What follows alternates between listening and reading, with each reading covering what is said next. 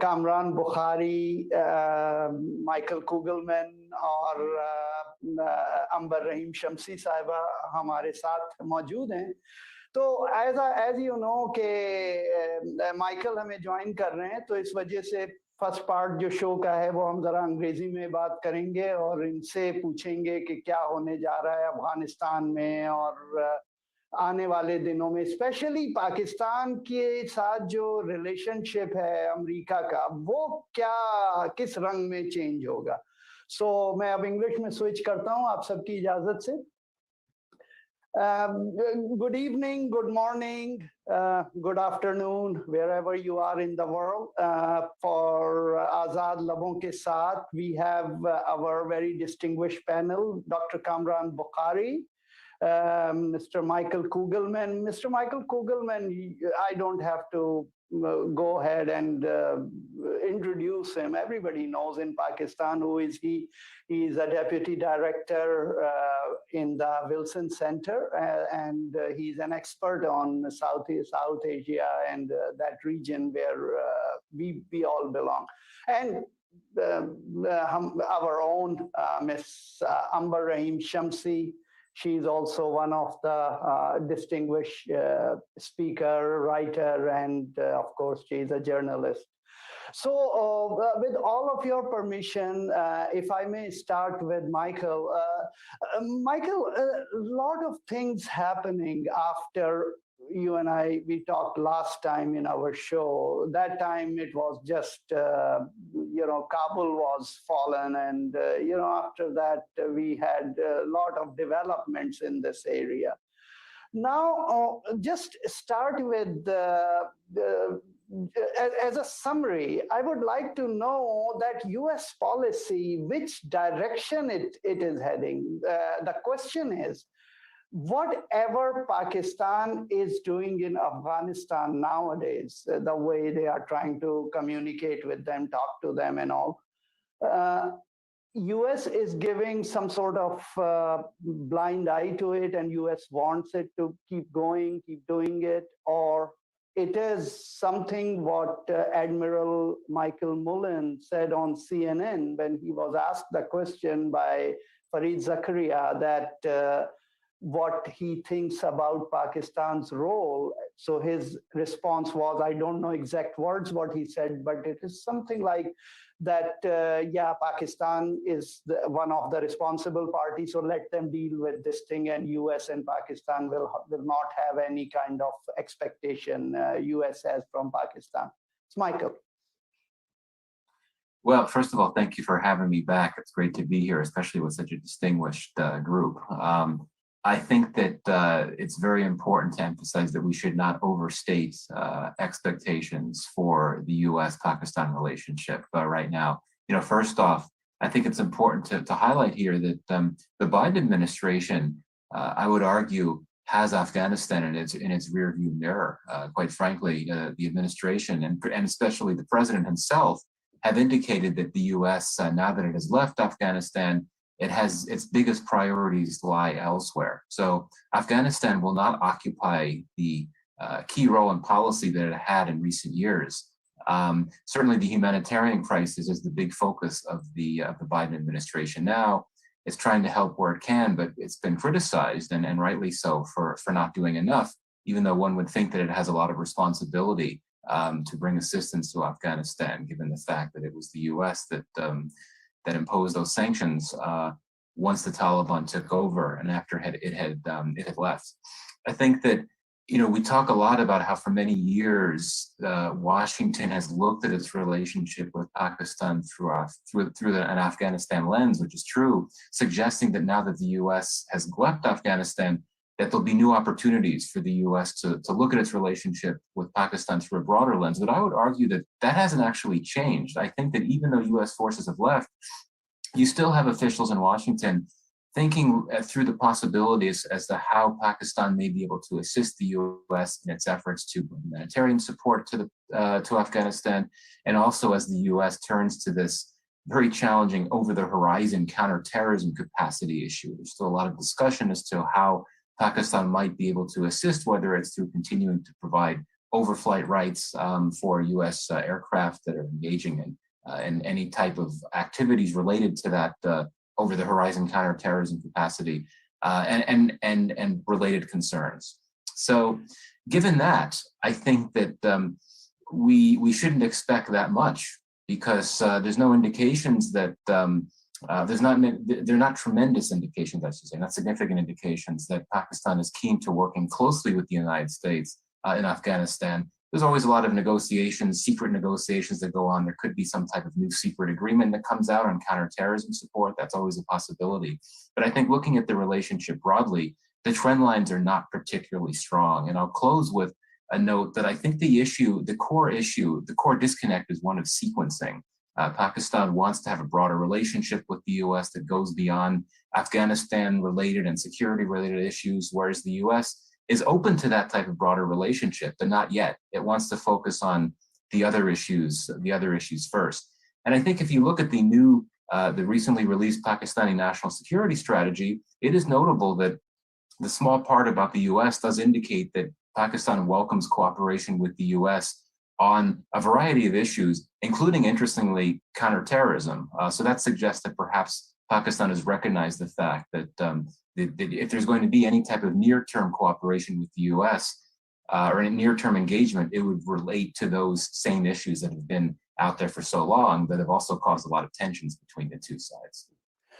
Michael, the anger I sensed in Admiral Mullen's comment, how do you weigh it? I mean, is it inside the US lawmakers also similar way towards Pakistan? Well, I mean, one would not want to generalize. I think there's been a lot of different types of reactions since the Taliban takeover and US withdrawal about the Pakistan factor. Now, certainly, Capitol Hill has long been one of the biggest sources of anti-Pakistan sentiment in Washington. You have a lot of members of Congress that have been very critical of Pakistan, for good reason in many cases, in my view. Certainly, some looking back on what had happened in Afghanistan over the last few years believe that the fact that Pakistan had consistently provided sanctuary to Taliban leaders and had provided various forms of other support, such as medical assistance to Taliban fighters, that is not a good thing. But I think that there's also a recognition here that the story is very complicated, and I think there's a recognition. Maybe senior officials in the White House would not admit this publicly, that there was just a failure to acknowledge the structural. The very serious structural weaknesses within the Afghan security forces and the lack of leadership of the Afghan government and the low morale and everything within the Afghan security forces, that was a big reason for what ended up happening. But I don't want to generalize. And as you know, there has been some legislation that's been introduced to try to work towards sanctioning Pakistan for its relationship with the Taliban and so on. I don't think that's going to get anywhere. But I think the bottom line is that people here just want to move on. They certainly want to do what's possible to bring some degree of humanitarian assistance to Afghanistan. But I think that many just want to move on. And Pakistan, at the end of the day, it's not a top of the radar issue here, to be quite frank. Washington, yeah. No, that's true. With your permission, Dr. Bukkhari, I would like to have Amber, if you have any comment on the same questions I raised or whatever Mike says. Mm-hmm. Thank you so much, and truly, what a fantastic panel that you have on this show as well. And I think one of the key things we need to understand is, from Pakistan's perspective, an unstable Afghanistan is absolutely would potentially have a deep impact on Pakistan. It's the same thing as if your neighbor, there's a gas explosion in your neighbor's house, and obviously you'd feel the heat of it, and you'd feel the shards in the next, your own house. But in terms of whether Afghanistan is as important to the West or to the US, I think we need to be a little more realistic about it. In fact, we've also seen how when Pakistan tried to organize and successfully demonstrated convening power in terms of the Organization of Islamic Countries and established a humanitarian fund, there were no promises or pledges by any of the Islamic countries.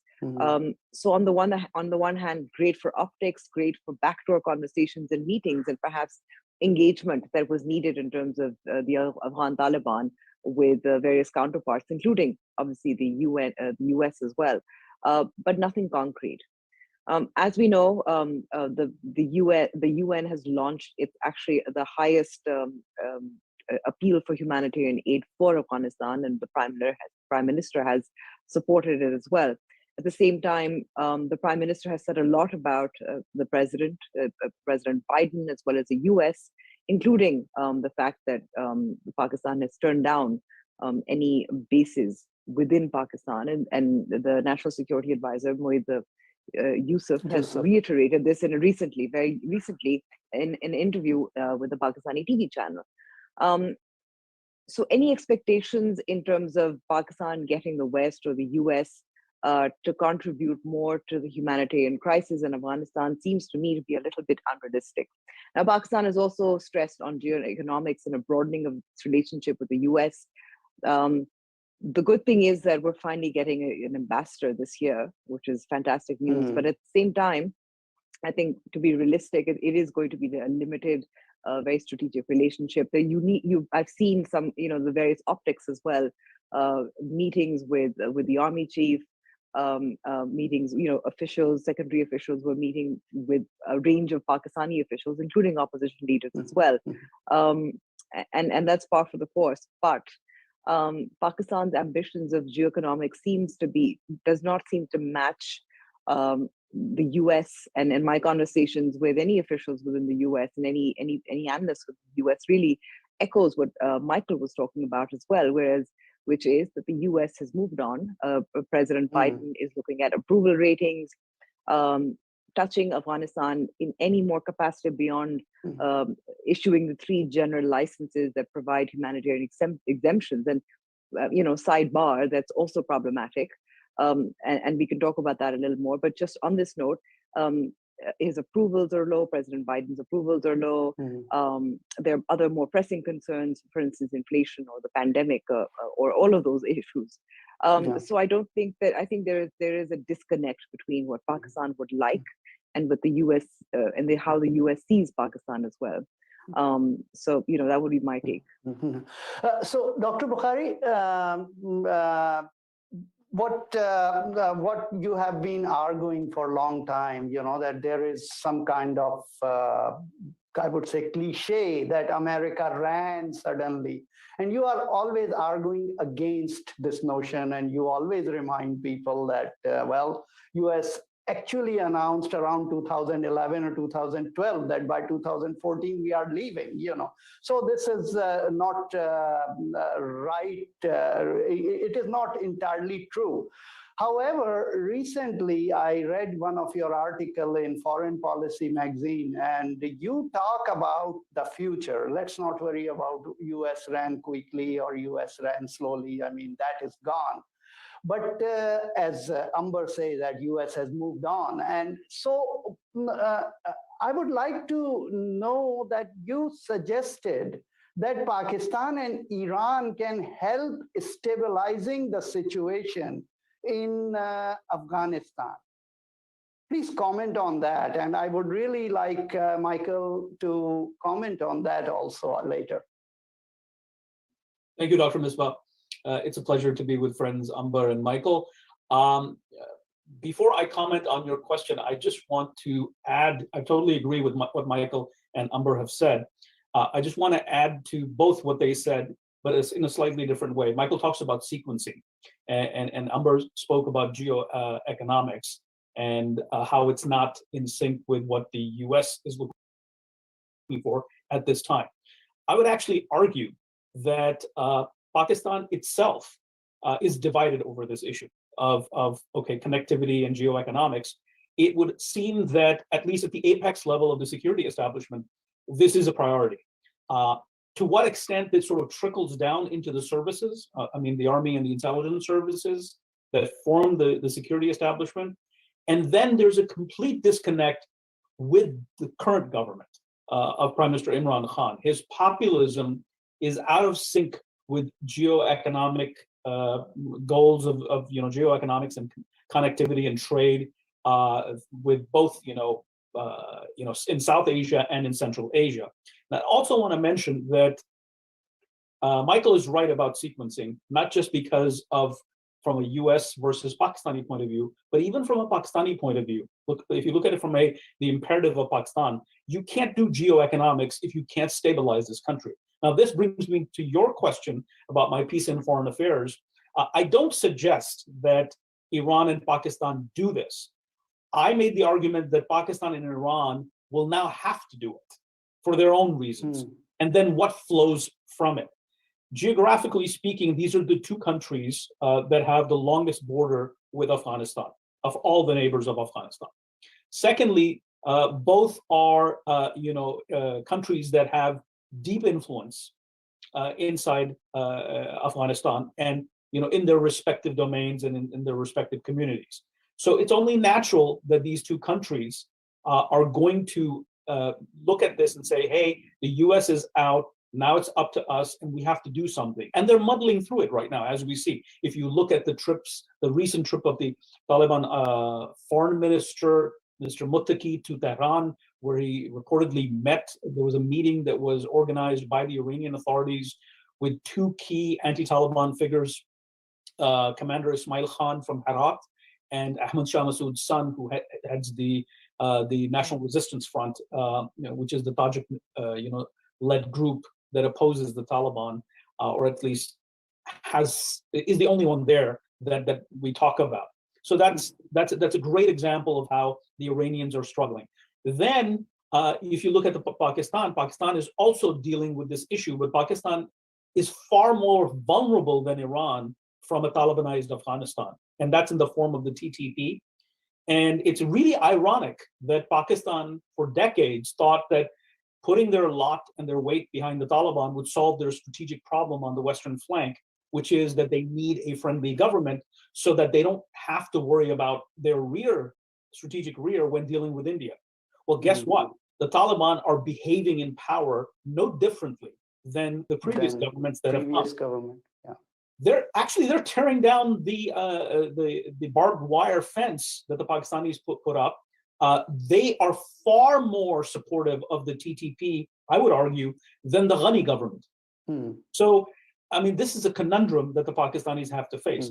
Nevertheless, while Pakistan is far more vulnerable than Iran, it's not really good for Iran either, because it also sees Afghanistan as a strategic backyard. It wants to focus on the Arab world, which is where, if you look, it's put most of its resources in the last 2 decades. And now, all of a sudden, it did that because the Americans were taking care, at least for the last 20 years, the Americans were taking care of Afghanistan. Now that the Americans are out, Iran has to pay attention to what's happening in its backyard and somehow balance it with its strategic need to look towards the Middle East. And I think Pakistan has that same problem, but I'll stop right there. Thanks. Thank you, Dr. Bukkhari. And of course, our Urdu part, we are going to discuss more on that. And I have more questions related to which may be not very relevant for this portion, because I like to have Maikel comment on this issue. And with one question I am adding, actually 2 questions I'm adding. One, if Pakistan and Iran really work together, it will further make US go away from Pakistan, which Pakistani establishment at least does not want. They want to work with US, and they want to, of course, not making China angry, but in the same time have good relations. And the second question, that this quote unquote hybrid system, and I was always arguing that if Senator Biden becomes President Biden, he's not going to impress with this hybrid system and all that. So suppose this hybrid system go away, do you see any change of US, how US sees Pakistan? Yeah, thanks. A few great questions. So Kamaran's article was excellent. I really agree with the main premise, and I think it's true that we have to look at Pakistan and Iran as 2 of the key, if not the 2 most key players in Taliban-led Afghanistan. Just because Now, these are the two countries that have the longest standing relationships with the Taliban. Right? We all know the story about Pakistan, how it was one of the only countries to recognize the Taliban regime in the 90s, and it's provided support forevermore after that. But I think that many commentators forget that Iran, despite its very real tensions with the Taliban at some points over the years, has had a pretty long-standing relationship with the group. It was back in, I believe, in the early 2000s when the Taliban set up an office in Iran, in a city in Iran. And, the links had been there for quite some time. And Iran, so far as I know, is the only country other than Pakistan to actually provide military support to the Taliban. Not as much as Pakistan did, but episodic levels of support, training for Taliban operatives, particularly those, or Taliban fighters, particularly those based in Western Afghanistan. It's all there. The documentation is there. So that suggests if you're looking at the key players here, vis-a-vis a Taliban-led Afghanistan, then you have to look at Pakistan and also Iran as key players. But I think that if you turn this around and look at this from the Taliban perspective, I think it's very clear that the Taliban wants to diversify its sources of patrons, so to speak. I mean, we've seen in recent months that it's trying to assert its independence from Pakistan, and it wants to, telegraph this idea to Afghans that it is not as heavily reliant on Pakistan as it used to be, for political reasons or whatever the case may be. That suggests to me that the Taliban will want to try to get China to be more involved in Afghanistan than it has been. It's unclear if China wants to do that. China is playing it very safe. It's been very cautious. It has not even really committed all that much humanitarian assistance to China, not on the levels that the US has, or that Japan has, or that Pakistan has. But I think that the Taliban certainly would welcome any support it can get from outside players. But I think that it's going to want to look beyond these two countries, Pakistan and Iran. And at the end of the day, I think that, I was talking about this long-standing relationship between the Iranian state and the Taliban, but still, you do have some significant differences. Iran being a Shia state and the Taliban, of course, being a Sunni militant group, and the track record of what the Taliban had done to the Hazara community in past years. Those are things that the Iranians are not going to forget about, for sure. Iran has been very cautious, and it's made clear that it wants to see a more inclusive Taliban government. It's unhappy that there wasn't a greater presence of Shias. There's very little presence of high-level Shia representation in the Taliban government. So I'll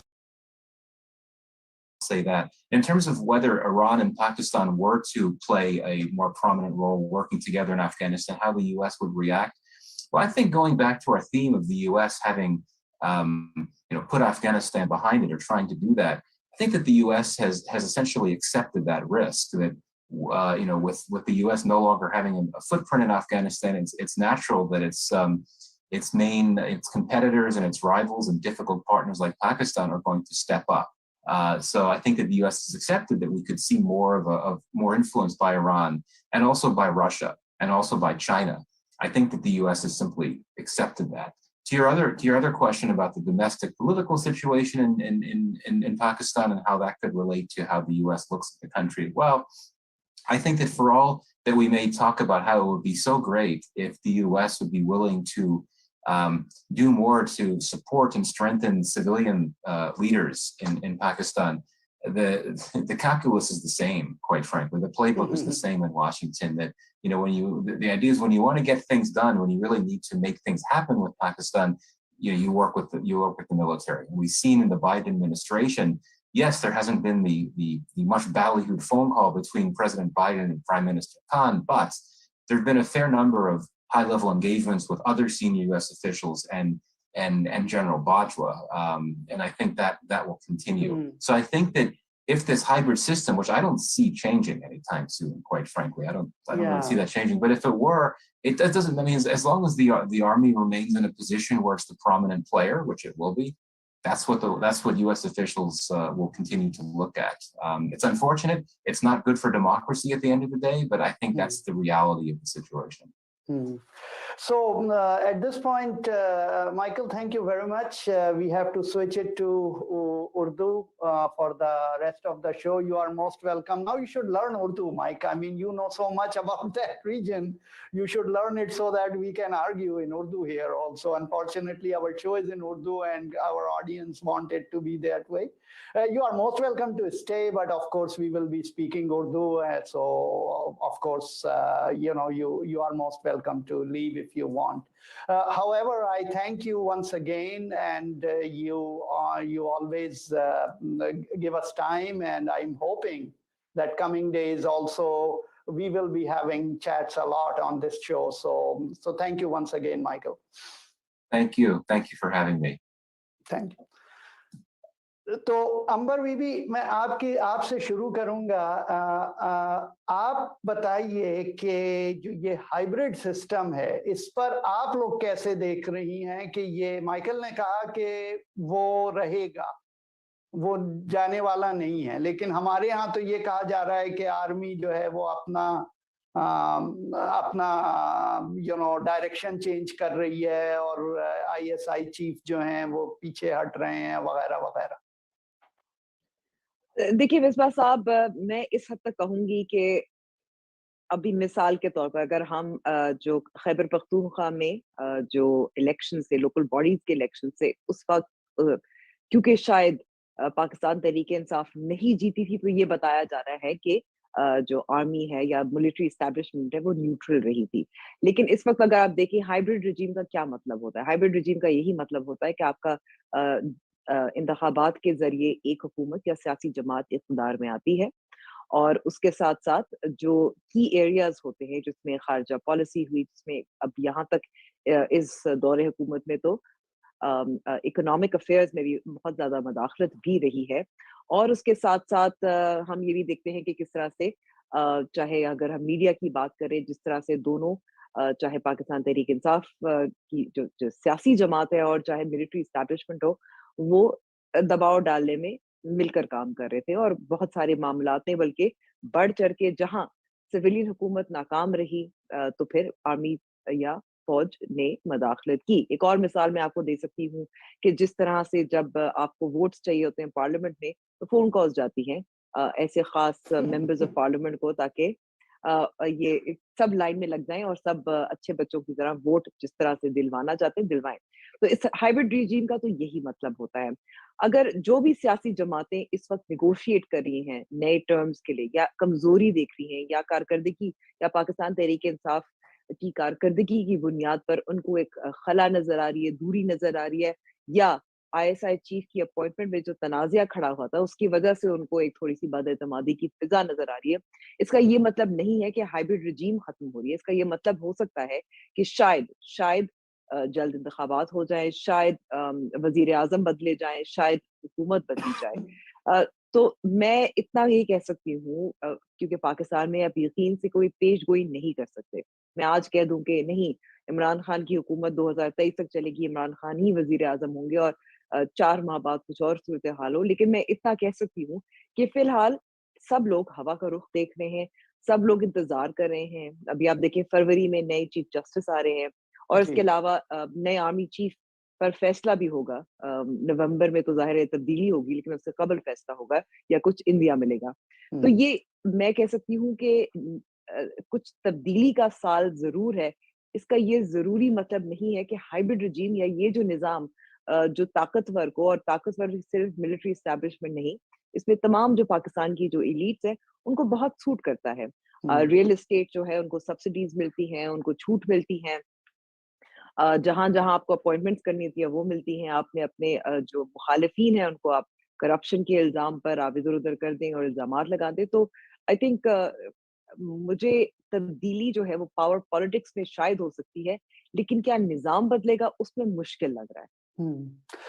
doctor صاحب, ایک یہ جب آپ بات کریں, یا میں یہاں کے آتھرس کی کتاب پڑھتا ہوں, لائک کول کی جو بک ہے ڈائریکٹوریٹ ایس پڑھتے ہیں, یا کوئی اور بک پڑھیں آپ, پھر جب آپ ایکسپرٹس لائک مائیکل کوگل مین ان سے بات کریں آپ, تو ایک سینس مجھے ملتا ہے کہ جو امریکہ میں جو ایک سوچ ہے وہ یہ ہے کہ Pakistan is fully controlled by military and it is not gonna change ever.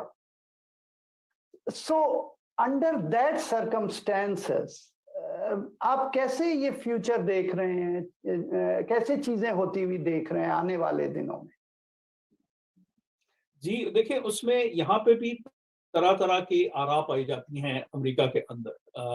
Depend کرتا ہے کون دیکھ رہا ہے, کون بات کر رہا ہے, کتنی اس کی سمجھ بوجھ ہے, کتنا پاکستان کو وہ گہرائی سے دیکھتا ہے یا دیکھتے ہیں. تو اس میں ظاہر ہے پھر مختلف ویوز ہیں. لیکن دیکھیں میں عنبر کی بات سے پوری طریقے سے اتفاق کرتا ہوں, اس کو آگے لے کے چلوں گا اور کہوں گا کہ دیکھیں یہ جو ہائیبرڈ ریجیم کی جو اصطلاح ہے, جو پاکستان کے جسے کہتے ہیں پاپولر لیکسیکون کا حصہ بن چکی ہے, اور ہم اس کو مطلب ہر جگہ یہ استعمال ہوتی ہے, میڈیا میں, پبلک ڈبیٹ میں, تو یہ ایک غلط العام ہو گیا ہے. یہ ریجیم جو ہے وہ سپر اسٹرکچر کا نام ہے, نظام کا نام ہے. نظام جیسے عنبر نے بتایا کہ اس میں ظاہر ہے ایک جمہوری ایلیمنٹ ہے, الیکشن ہوتے ہیں, حکومتیں آتی ہیں, لیکن جو پاور اور اتھارٹی ہے وہ ظاہر ہے سیکورٹی اسٹیبلشمنٹ کے پاس ہے, اور وہ بڑے زمانے سے ہے. اور جو ہے اس میں بہت کم ایسے دور آئے ہیں جیسے ذوالفقار علی بھٹو صاحب کا دور تھا کہ جس میں ہم نے یہ دیکھا ہو کہ شاید جو ہے وہ جسے کہتے ہیں سویلین سپریمیسی اوور ملٹری کی جانب کچھ پیش رفت ہوئی تھی. لیکن پھر جب ضیاء الحق صاحب کا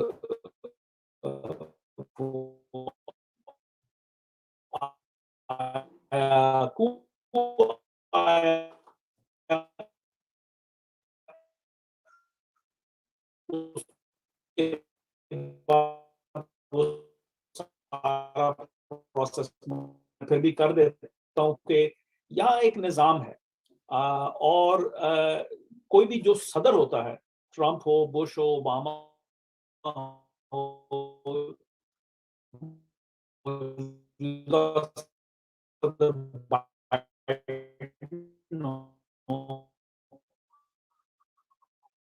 ان کو ہمیشہ یہ کہا جاتا ہے بائیڈن انتظامیہ, یا میں جو ہے لیجسلیٹو برانچ ہے جو کہ بہت فعال ہے امریکہ کے اندر, کانگریس جس میں سینیٹر, ہاؤس آف ریپرزینٹیو بھی ہے, پھر اس کے علاوہ سپریم کورٹ ہے اور دیگر لیورز آف پاور ہیں.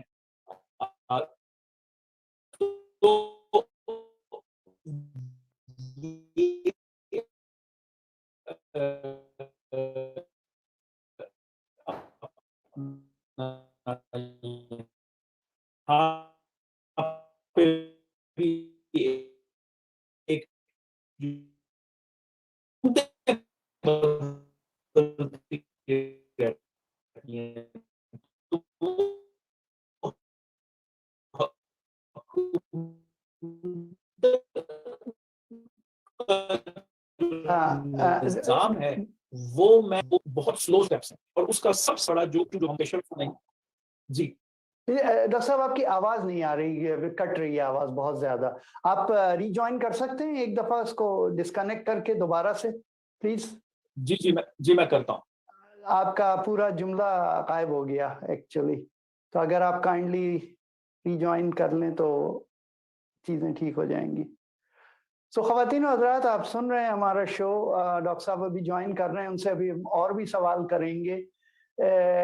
میں ان سے ذرا اور تفصیل سے پوچھنا چاہتا ہوں. انگلش کے پارٹ میں ہم لوگوں نے اس پہ تھوڑی بہت بات کی ان کے آرٹیکل کے اوپر, اور مجھے اس میں مطلب آف کورس میں کوئی اس سے ڈس ایگری تو نہیں کرتا, لیکن بہرحال میں ان کا جو ویژن ہے میں اس پہ تھوڑا سا اور تفصیل لینا چاہ رہا ہوں کہ پاکستان کا اس پہ کیا امپیکٹ پڑے گا, اور آنے والے دنوں میں جب ایک دفعہ. ڈاکٹر صاحب آپ کو آواز آ رہی ہے؟ جی مجھے آپ کی آ رہی تھی, شاید میری آواز آپ کو تک نہیں پہنچ رہی. ہاں نہیں, یو آر رائٹ کہ آپ کی آواز کٹ رہی تھی بہت زیادہ. تو آپ اپنی بات کمپلیٹ کیجئے ڈاکٹر صاحب, سوری. جی میں وہی عرض کر رہا تھا کہ نظام جو ہے, جو نظام مجموعی طور پہ ہمیشہ سے مور اور لیس ہائیبرڈ رہا ہے پاکستان کے اندر, وہ نہیں بدلے گا. اور میں وہ بتا رہا تھا کہ اس کی جو وجہ ہے وہ یہ ہے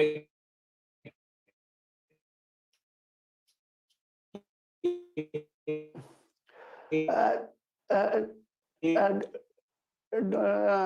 صاحب اگر آپ اپنا ویڈیو بند کر دیں تو شاید آڈیو ہم آپ کو پر لے لیں, آپ کی آواز آتی رہے. میرے خیال سے کچھ بینڈ وڈتھ کا ایشو ہے. جی آپ کو آواز آ رہی ہے؟ جی جی سر آ رہی ہے آواز.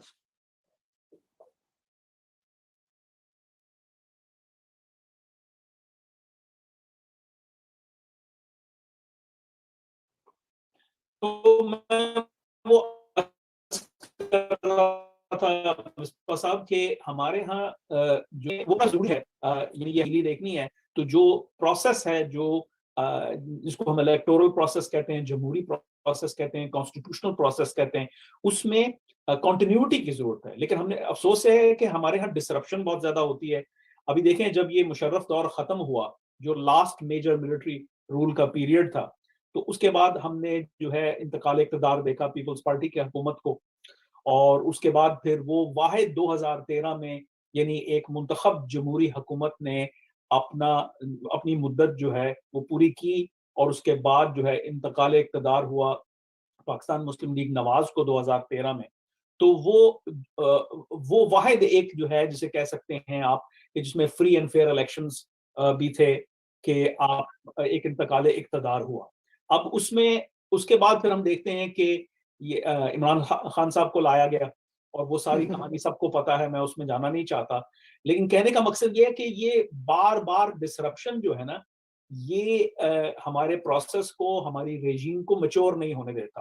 یہ اس کو جو ہمیں جو وہ جسے کہتے ہیں انگریزی میں کہ وہ elusive civilian supremacy over the military جو ہے وہ ہو نہیں پاتی, اور وہ ارتقاء کا فنکشن ہے. وہ ایسے نہیں ہے کہ ایک رات میں ہو جائے گا یا کچھ سالوں میں ہو جائے گا, وہ ایوالو ہوتا ہے. آپ ایوالو کرتے ہیں. ملٹری جو سیکورٹی اسٹیبلشمنٹ ہے, جس میں ملٹری بہت پاورفل ہے, وہ بھی اس کو بھی کانفیڈنس بلڈ ہوتا ہے کہ بھائی یہ جو ہے ہمیں دخل اندازی کرنے کی ضرورت نہیں ہے. ان کو بھی پتہ چلتا ہے کہ ان کے جو انٹرسٹ ہیں وہ بیسٹ سروڈ ہیں کہ اگر وہ نیوٹرل رہیں. تو یہ جو ہے یہ ایک انٹلیکچوئل ایوولوشن بھی ہے, ایک نارمیٹیو ایوولوشن ہے, لیکن اس کے لیے آپ کو بدستور الیکشن کروانے کی ضرورت ہے, وقت کے اوپر, صاف اور شفاف. جو بھی جیتتا ہے وہ آتا ہے, اور پھر آپ ملٹیپل سائیکلز, یعنی جو ہے جو پولیٹیکل سائنس لٹریچر ہے, جو ڈیموکریٹائزیشن کا لٹریچر ہے, وہ کہتا ہے کہ منیمم 3 سائیکلز چاہیے, election cycles, for some thing called democratic consolidation.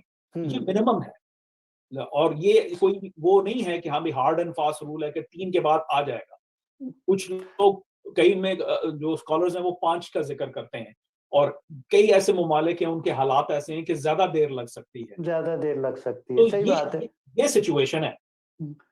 So doctor صاحب میں آخر میں آپ سے ضرور پوچھنا چاہوں گا کہ جو یہ اب جو سچویشن ہے پاکستان جو ہے, ابھی پچھلے دنوں تو ہمیں یہ بھی خبریں مل رہی تھیں کہ سیکرٹ مذاکرات ہو رہے ہیں یا TTP سے, افغانستان سے نہیں, اور پاکستان جو ہے ابھی بھی آپ نے انگلش والے سیشن میں ذکر بھی کیا اس کا کہ وہ لوگ آپ کی وہ سب جو باڑ ہے اسے توڑ رہے ہیں, اور پھر بھی ہم جو ہیں ان سے بات چیت کر رہے ہیں.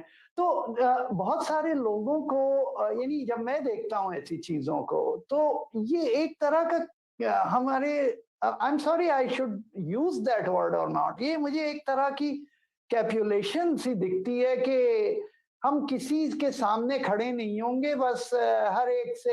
دیکھیے ہم مذاکرات اور اس کی بات کب کرتے ہیں, جب یا تو ہم بہت پاورفل ہوں یا بہت ویک ہوں. تو مجھے تو لگتا ہے ہم پاورفل تو نہیں ہیں, وہ جو چاہتے ہیں کروا لیتے ہیں ہم سے. ہم نے ان کو اتنا مدد دی اور ان کے لوگوں کو رکھا اپنے ہاں, اور ساری دنیا سے لڑائی لڑی, اور اب جو ہے تو یہ کیسے ٹھیک ہوگا یہ ساری چیزیں آگے آنے والے دنوں میں؟ جی اس میں جو ہے جیسے ہمارے بہت سارے اور ساتھی ہیں, آپ کے نیا دور کے کئی شوز میں آ کے یہ ذکر ہو چکا ہے, نجم سیٹھی صاحب اس کے اوپر بات کر چکے ہیں کئی, کہ اس میں بڑی بردباری اور مشکل جو ہے فیصلے کرنے کی ضرورت ہے, اور اس کے لیے ایک قیادت کی ضرورت ہے. کم از کم ایک ایسی قیادت کہ جو یہ نہیں سوچتی کہ میں ہماری حکومت چلی جائے گی اگر ہم کوئی سخت اقدام کریں گے. ٹھیک ہے. پھر یہ بھی ہے کہ آپ کو نیشنل انٹرسٹ کو اپنے پارٹیزن اور پولیٹیکل انٹرسٹ سے بڑھ کر جو ہے اہمیت دینی ہے. اسٹیٹسمین شپ چاہیے کہ بھائی اگر حکومت جاتی ہے تو جائے جو ہے نا ہم لوگ وہ کام کریں گے جو صحیح ہے اور جو اس وقت کی ضرورت ہے. دیکھیں ہمارے پاس بہت لمبی تاریخ ہے یہ طالبان ٹائپ کے مختلف گروہ جو ہیں, چاہے وہ سوات میں تھا, چاہے وہ نیک محمد تھا اپنا کیا نام ہے وزیرستان میں, چاہے وہ ٹی ٹی پی تھی, چاہے جو بھی تھے, ان کے سامنے مذاکرات کیے, انہوں نے ان مذاکرات کو مذاق سمجھا. اس کی فنڈامنٹل وجہ ہے, اس کی فنڈامنٹل وجہ یہ ہے کہ ہم ایک ایسے ایکٹر کے ساتھ ڈیل کر رہے ہیں یہ جن کو ہم لیٹس کال دم جہادسٹ. ٹھیک ہے. یہ جو جہادسٹ قوتیں ہیں یہ پاکستان کو نہیں تسلیم کرتی. ٹھیک ہے. یہ پاکستان کو استعمال کر رہی ہیں اپنے عزائم کے لیے جو ٹرانس نیشنل ہے.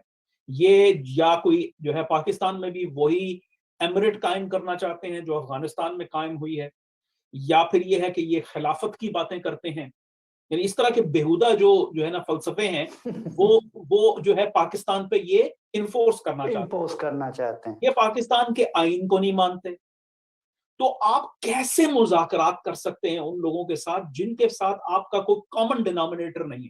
یہ ایسا نہیں ہے کہ ان کی کوئی گریونسز ہیں کہ آپ ان کو کہیں کہ اچھا یار ان کے حقوق مارے گئے, اگر ان کو حقوق دے دیں تو شاید یہ جو ہے اس میں شامل ہو جائیں گے. ان کا وہ والا معاملہ, they are not an ethno nationalist جو ہے وہ جسے کہتے ہیں. جیسے اگر مجھے ایگزامپل دینی پڑے تو جیسے بلوچستان میں یہ ہے کہ ان کے جو ہے نا کچھ گریونسز ہیں کہ بھائی ہمارا علاقہ ہے, آپ یہاں سے جو ہے مطلب ہمارے جو وسائل ہیں وہ لے جاتے ہیں, ہمیں نہیں ملتا, اور آپ نے یہ ہوا وہ ہوا, اور وہاں لین دین کے ذریعے بات چیت کے ذریعے آپ ان کو شامل کر سکتے ہیں. ٹھیک ہے. فیڈریشن کے اندر. لیکن یہ تو فیڈریشن کو ہی نہیں مانتے. تو یہاں سختی کرنے کی ضرورت ہے. یہاں ان لوگ ان میں ظاہر ہے یہ مونولتھ نہیں ہے, وہ لوگ جو کہ ریکنسائلبل ہیں آپ ان سے بات کریں. لیکن یہ سمجھنا کہ ٹی ٹی پی کو بحیثیت جو ہے ہم منوا لیں گے یا ان کو ساتھ بات کریں گے تو وہ بگڑے ہوئے بچے ہیں جیسے کہ, اور وہ ہم جو ہے نا راہ راست پہ آ جائیں گے, ماں باپ کی بات ماننا شروع کر دیں گے, یہ وہ والے بات نہیں ہے یہاں پہ. تو آپ کو جو ہے اپنا جہاں آپ نے کیرٹس دینا ہے, کیرٹس کے اوپر لائٹ ایمفیسس ہونا چاہیے اور سٹک کے اوپر زیادہ ایمفیسس ہونا چاہیے. اب سٹک کی آپ بات کریں تو ہمارے ہاں جو ہے وہ بردباری نہیں ہے, اسٹیٹسمین شپ نہیں ہے. یہاں تک بردباری کیا, ہمارے وزیر اعظم جو ہے مانتا ہی نہیں کہ یہ بات جو ہے ہو بھی سکتی ہے. وہ ان کا تو ورلڈ ویو ہی کمپلیٹلی ڈفرینٹ ہے. تو میں سمجھتا ہوں کہ ایسی حکومت جس کے پاس پبلک کی سپورٹ ہو اور پھر مشکل فیصلے کرنے کے لیے تیار ہو, تبھی ہم اس چیز سے چھٹکارا حاصل کریں گے. ورنہ ہم اس چیز سے چھٹکارا حاصل نہیں کر سکتے, کیونکہ یہ ایک ایسی چیز, یہ ہم ڈیلنگ ود این اینٹی جو ہمیں مانتی نہیں ہے, ہمارے بیسک چیز کو نہیں مانتی, پاکستان کے وجود کو نہیں مانتی, اس کے آئین کو, اس کے قانون کو, اس کے کانسیپٹ کو نہیں مانتی. سو وہ ہم ان سے نیگوشیٹ کیسے کر سکتے ہیں؟ ہاں سیز فائر ہو سکتا ہے, وہ سیز فائر توڑ دیں گے پھر کچھ دن کے بعد, جب ان کو لگے گا, جب ان کو مار پڑنی شروع ہو جاتی ہے تو سیز فائر کی بات کی جاتی ہے. سیز فائر ہوتا ہے صرف اس لیے کہ دوبارہ ری بلڈ کیا جائے اپنے آپ کو, اور پھر وہی ہوتا ہے.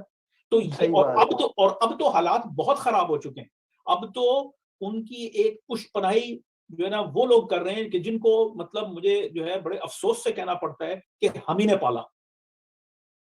Afghan Taliban T T P کی پش پناہی اس لیول پہ کر رہے ہیں جس لیول پہ غنی انتظامیہ بھی نہیں کر رہی تھی. تو یہ ہمارے لیے بہت بڑا معمہ ہے, بہت بڑا چیلنج ہے. ایسا نہیں کہ اس چیلنج کو جو ہے نا مطلب یہ کوئی امپاسبل سچویشن ہے, لیکن اس کے لیے قیادت کی ضرورت ہے, بردباری کی ضرورت ہے, اور وہ کرنے کی ضرورت ہے جو قومی مفاد میں ہے. اور اگر اس میں جو ہے پولیٹیکل لاس ہوتا ہے تو لاس ہوتا رہے, ایسی قیادت کی ضرورت ہے. اور اگر ایسی قیادت نہیں آئے گی, رسک لینے کے لیے تیار نہیں ہوگی, اور اس کے پاس عوام کی سپورٹ نہیں ہوگی, یہ سارے انگریڈینٹس نہیں ہوں گے, یہ مسئلہ ہم نہیں حل کر سکتے. بڑا گھمبیر جسے کہتے ہیں نا, انڈین مووی میں کہا جاتا تھا بڑی گھمبیر سمسیا ہے. اور واقعی ڈاکٹر صاحب مجھے تو سمجھ نہیں آتا کہ جیسے لگتا ہے نا کہ پاکستان کے پاس کوئی پالیسی نہیں ہے. اب جیسے ڈاکٹر معید یوسف کو میں سن رہا تھا کسی شو میں, وہ بات ان کی بھی صحیح ہے, وہ یہ کہہ رہے تھے کہ بھئی ہمیں علاقے میں رہنا ہے تو ہمیں حالات ٹھیک رکھنے ہیں, لیکن آپ دیکھیے نا کہ جو ان کا جو پاور ہے طالبان کا, وہ کوئی پبلک کا براڈ پاور نہیں ہے, کہ یہ نہیں ہے کہ ان کے پیچھے ساری عوام تھی, اس نے فورس کر کے ان کو پاور میں لائے ہیں وہ لوگ, اور اس طرح ایسی کوئی چیز نہیں تھی. وہ تو اپنے زور سے آئے ہیں اور اپنے, اور اگر امریکہ وہاں ڈیسائیڈ نہ کرتا وہاں جانے سے, وہاں سے نکلنے پہ ڈیسائیڈ نہ کرتا, تو وہ لوگ تو کبھی نہیں آ سکتے. وہ لڑائیاں ہوتی رہتی, دھماکے ہوتے رہتے اور چیزیں چلتی رہتی. جی بالکل صحیح کہا آپ نے. افغانستان, آپ کو میری آواز آ رہی ہے نا؟ جی جی بالکل آ رہی ہے, بالکل صاف آ رہی ہے. تو افغانستان میں دیکھیں, یہ اب طالبان جو حکومت میں آئے ہیں یہ زور بازو پہ اور جو ہے نا بندوق کے نوک پہ آئے ہیں. یہ کوئی الیکشن نہیں تھا, کوئی پبلک سپورٹ نہیں تھی, کوئی, یہ صرف جو ہے وہ جسے کہتے ہیں ایک اگر فری فار آل ہو جائے, اس میں کوئی امریکہ کا کویژن بیچ میں سے نکل جائے, ٹھیک ہے, تو جو سب سے زیادہ جنگجو قوت رکھتا ہے, صلاحیت رکھتا ہے, وہ برسر اقتدار آ گیا. اس کا قطعاً یہ مطلب نہیں ہے کہ لوگ ان کے ساتھ ہیں. جو لوگ ان کے ساتھ ہیں وہ مجبوراً ان کے ساتھ ہیں. اگر ان کو چوائس دی جاتی کبھی بھی وہ ان کے ساتھ نہ ہوتے, ان کے ساتھ ان کے خیالات نہیں ملتے ان کے ساتھ, ٹھیک ہے. انہوں نے وہ ان لوگوں کو اچھی طریقے سے جانتے ہیں. تو یہ اب ایک مسلط کردہ نظام ہے, اور اب پاکستان, اسلامی جمہوریہ پاکستان کو اور اس کے اسٹیک ہولڈرز کو اور قوم کو یہ فیصلہ کرنا ہے کہ اسلامی جمہوریہ پاکستان کی بقا کیسے ہو سکتی ہے جبکہ نیکسٹ ڈور آپ کی ایک اسلامک ایمریٹ رژیم ہے جو آپ کے ماڈل کو, آپ کی ریاستی ماڈل کو چیلنج کرتی ہے, جو کہتی ہے کہ وہ غلط ہیں, وہ صحیح اسلامی نہیں ہے, ہم ہیں.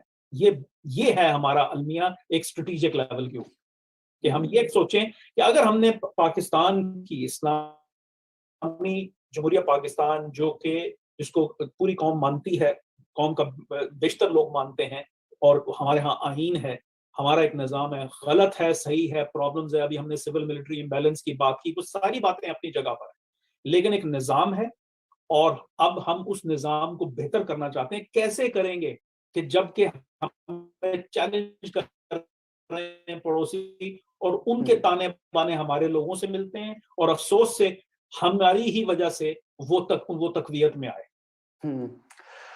تو خواتین حضرات, آپ نے باتیں سنی.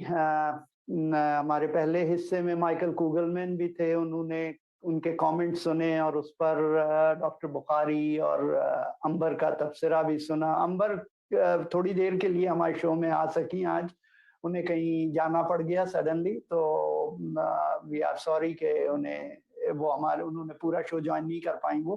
لیکن ہمارے ڈاکٹر بخاری صاحب نے ہمارے پاس اس سے ایک بلیسنگ ان ڈسگائز واز کہ ہمارے پاس تھوڑا سا ڈاکٹر بخاری صاحب کے ساتھ ایک 1-on-1 کا ٹائم مل گیا, اور اس سے ذرا اور بھی باتیں ہوئی. تو بہت شکریہ آپ کا ڈاکٹر بخاری. انشاءاللہ آپ پھر آتے ہمیں ٹائم دیتے رہیں گے, ہماری یہی آپ سے ریکویسٹ ہے, اور ہمیں آپ اسی طرح سے ایجوکیٹ کرتے رہیں گے آنے والے دنوں میں. اور مصباح اعظم اور ڈاکٹر بخاری کو اجازت دیجیے آج کے شو سے. اگلے ہفتے سیم ٹائم سیم چینل, نیا دور, آزاد لبوں کے ساتھ.